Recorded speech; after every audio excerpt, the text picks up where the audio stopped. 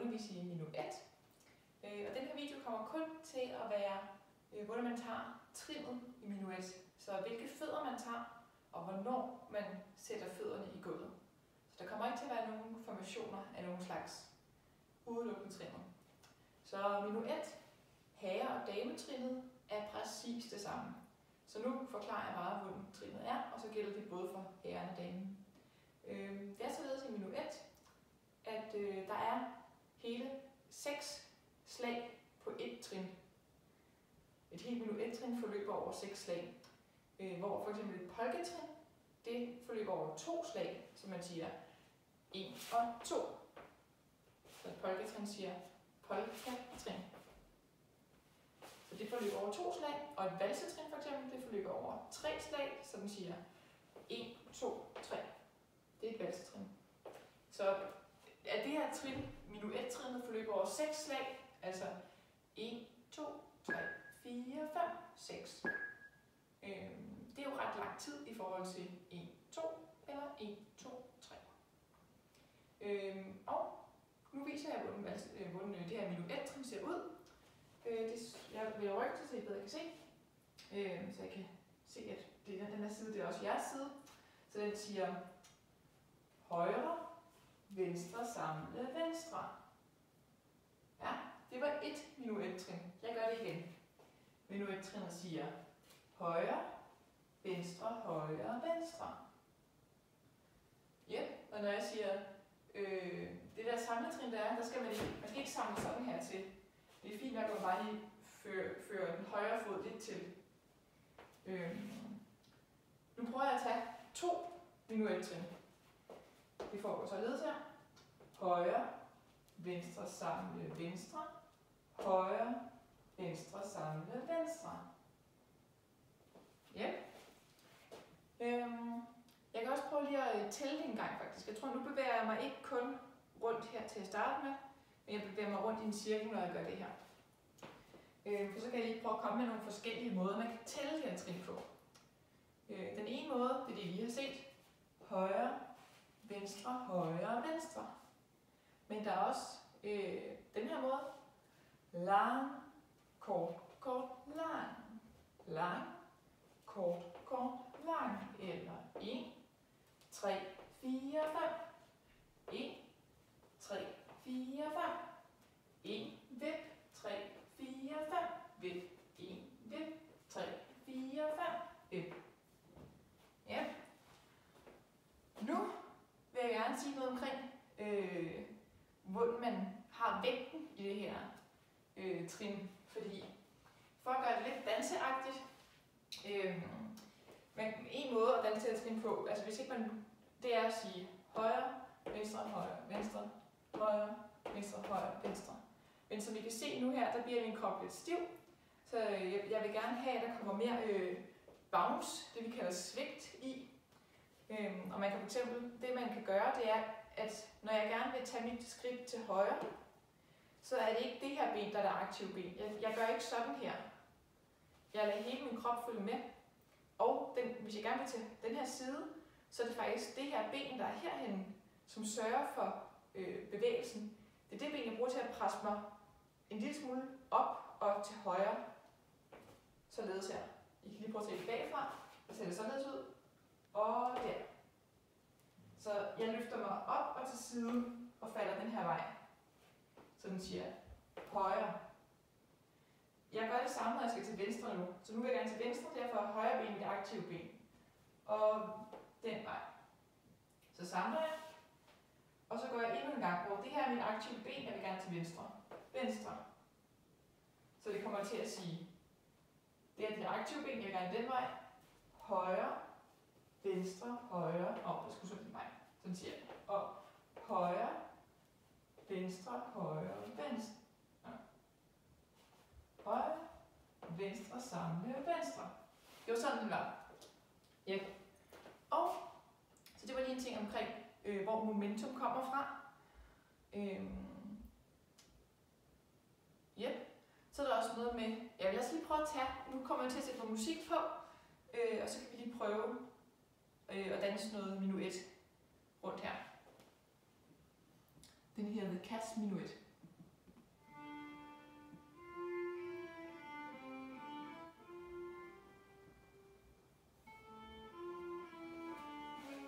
starter med højre.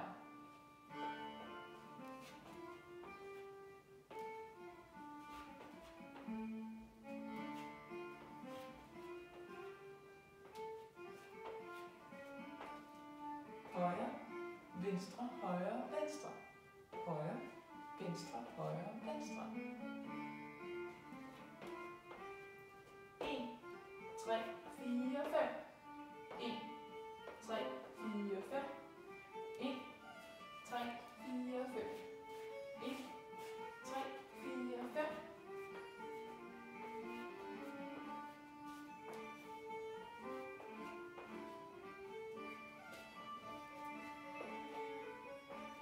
Og sådan kan man fortsætte, indtil man har lyst.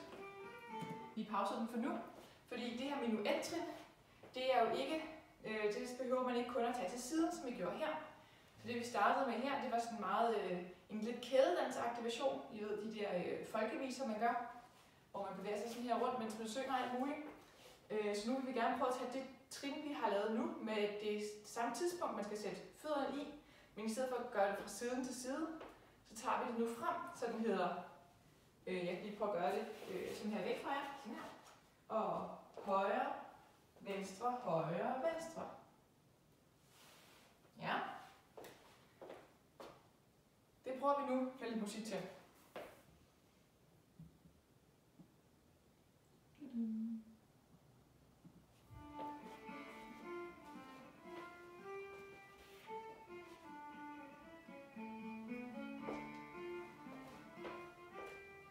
Højre, venstre, højre, venstre. Højre, venstre, højre, venstre. Lang, kort, kort, lang. Lang, kort, kort, lang. Lang, kort, kort, lang. Prøv at høre på musikken. Den underbygger mine trin.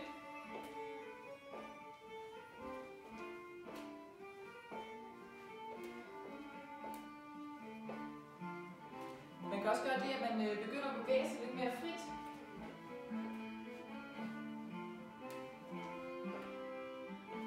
Hvis man føler, at man har styr på det.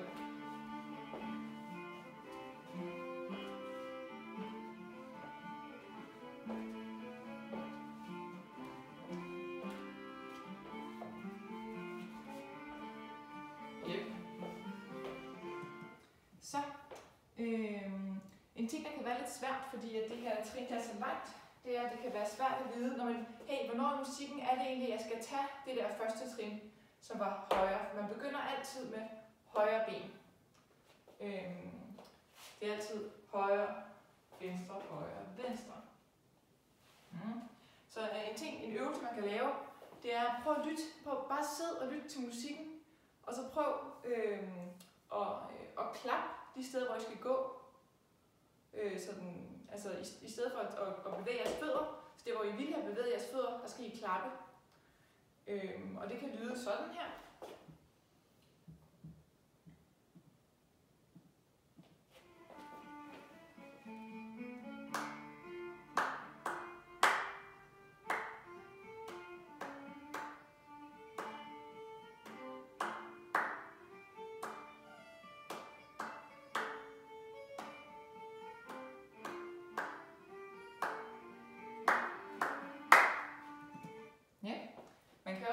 Hvis man vil gøre det sådan en ekstra stor udfordring for sig selv, så prøv kun at klappe på ét slag i musikken. Nu prøver jeg lige at gøre det, og så ser vi, om det går godt.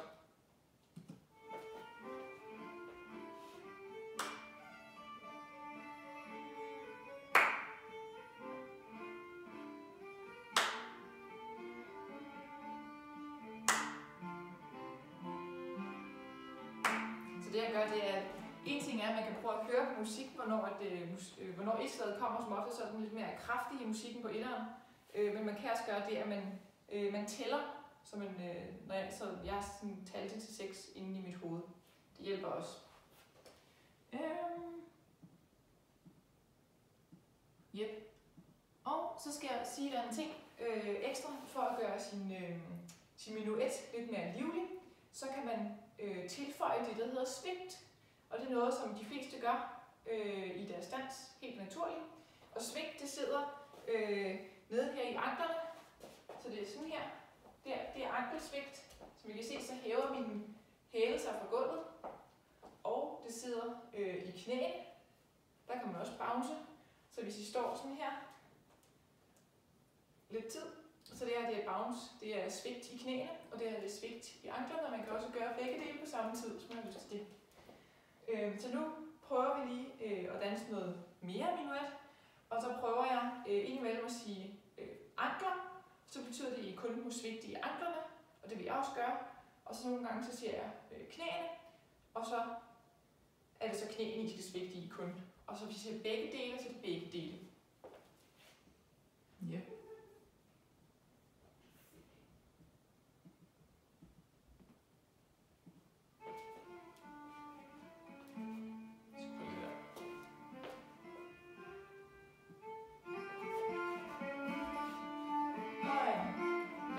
Højre, venstre, højre, venstre, højre, venstre.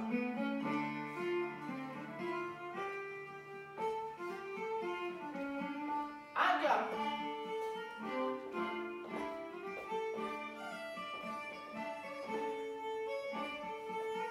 Og det er svært.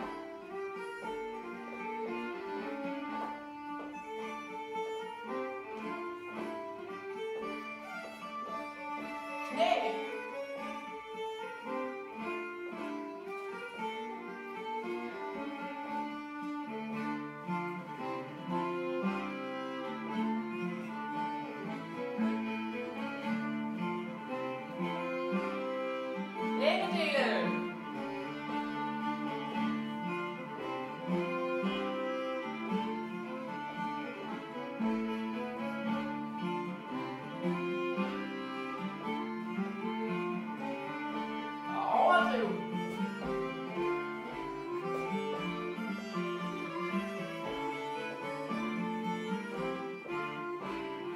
Bare skru ned igen, normalt.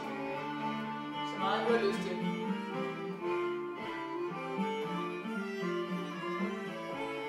Jeg kan gå rundt, som jeg har lyst til.